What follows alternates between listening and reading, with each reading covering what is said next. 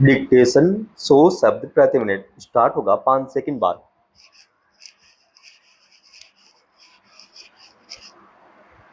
Start. पिछले कुछ वर्षों के दौरान देश की राजनीति में लोगों के बीच नफरत फैलाने वाले बयानों या भड़काऊ भाषणों के जरिए सामाजिक सौहार्द को बिगाड़ने की कोशिशें चिंता का कारण बनती रही हैं। ऐसे अनेक मौके सामने आए जिनमें किसी नेता पर राजनीतिक स्वार्थ साधने या फायदा उठाने की मंशा से ऐसी बयानबाजियां करने या नारे लगाने के आरोप लगे जिससे सामाजिक सद्भाव बिगड़ने की आशंका पैदा हुई। मगर ऐसे नेताओं को जहां कानून के कटघरे में खड़ा किया जाना चाहिए था, वहां उनके प्रति पुलिस या शासन तंत्र ने एक तरह से नरम रवैया अपनाया। शायद इसी वजह से सुप्रीम कोर्ट में एक याचिका दाखिल कर बढ़ते नफरती भाषणों की समस्या से निपटने के लिए दिशा निर्देश जारी करने की मांग की गई थी।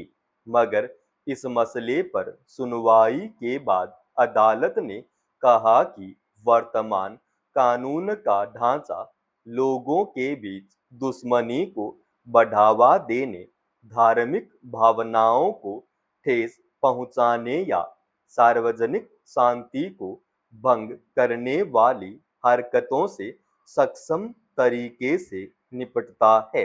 इसमें भारतीय दंड संहिता और अन्य संबंधित कानूनों के प्रावधान शामिल हैं।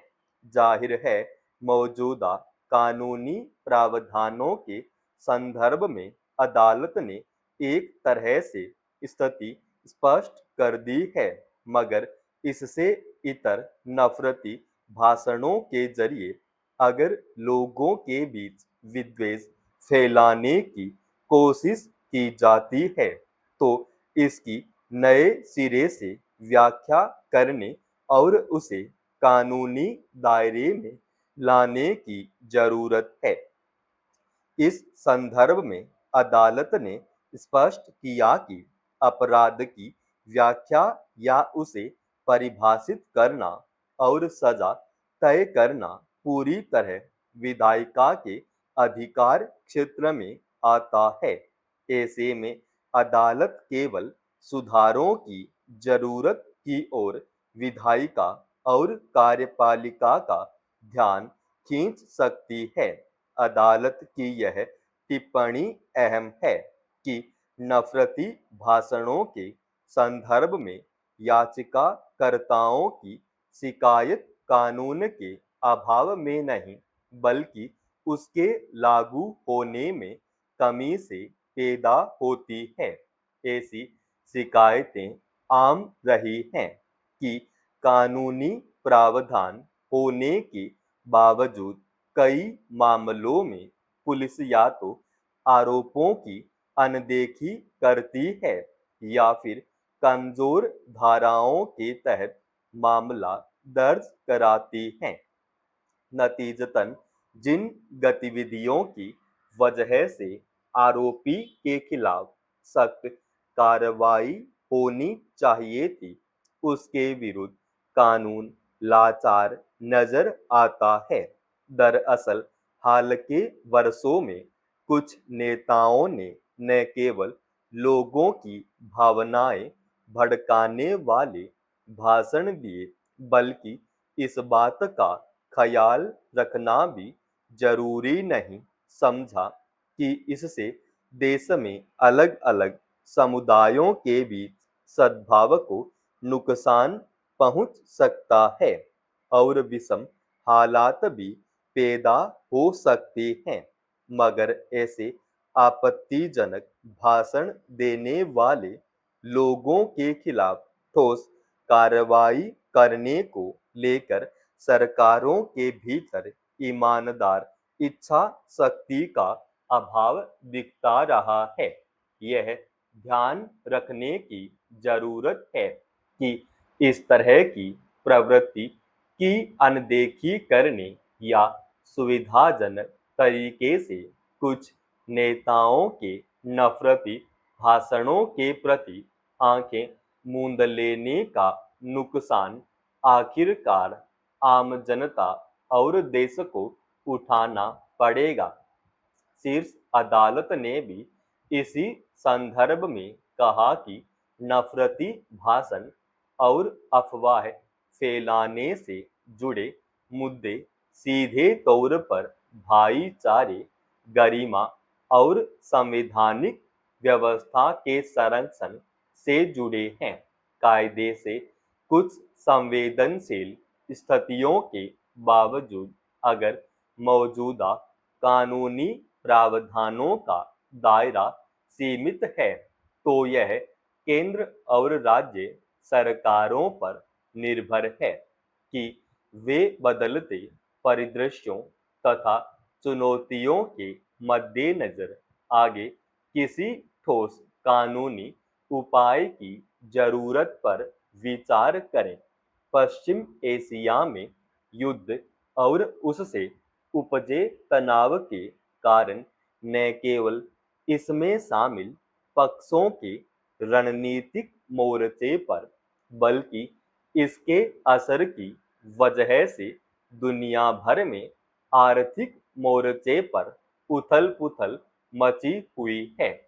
तेल और गैस की कीमतों में उछाल से ज्यादातर देश अपनी ऊर्जा सुरक्षा को लेकर चिंतित है।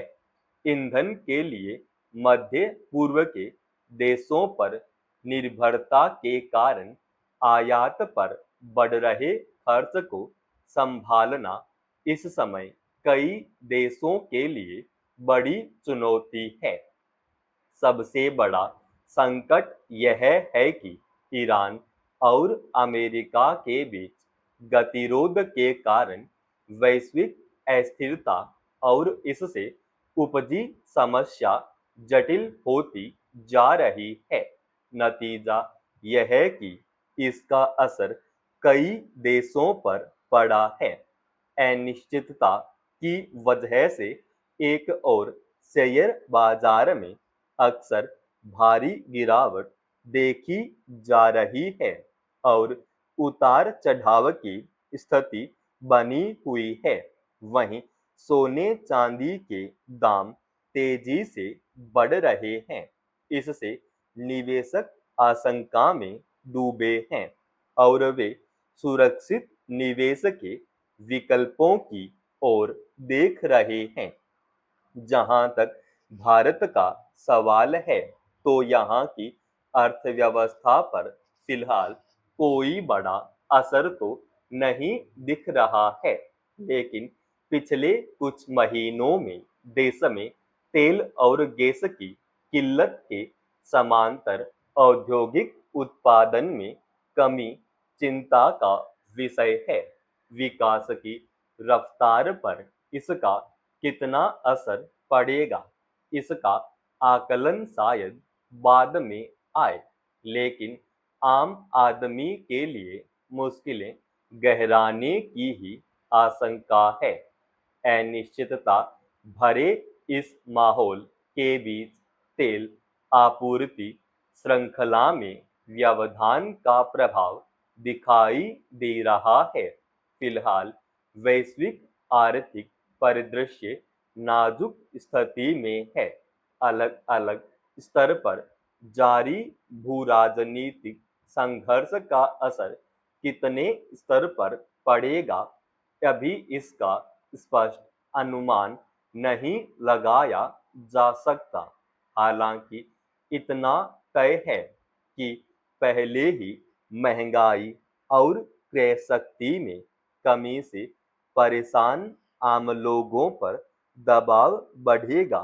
जिन देशों का वित्तीय ढांचा मजबूत है और ऊर्जा के विकल्प मौजूद हैं, वहां शायद स्थिति नियंत्रण में रहे, लेकिन जो देश इस मामले में बाहर से आपूर्ति पर निर्भर हैं, उनके लिए चुनौतियां गहरी होंगी। जरूरत इस बात की है कि वैश्विक पैमाने पर आर्थिक मोर्चे पर हो रहे व्यापक नुकसानों के मद्देनजर युद्ध और तनाव जैसे हालात को खत्म करने के लिए संयुक्त राष्ट्र सहित अन्य स्तर पर ठोस पहल हो। समाप्त। दोस्तों, रोजाना ऐसे एडवांस डिक्टेशन के लिए चैनल को आप अभी सब्सक्राइब कीजिएगा और आज के इस डिक्टेशन का पीडीएफ फाइल हमने हमारे Telegram channel study with HV Swami पर डाल दिया है, जिसका लिंक इसी वीडियो के डिस्क्रिप्शन में डाल रखा है।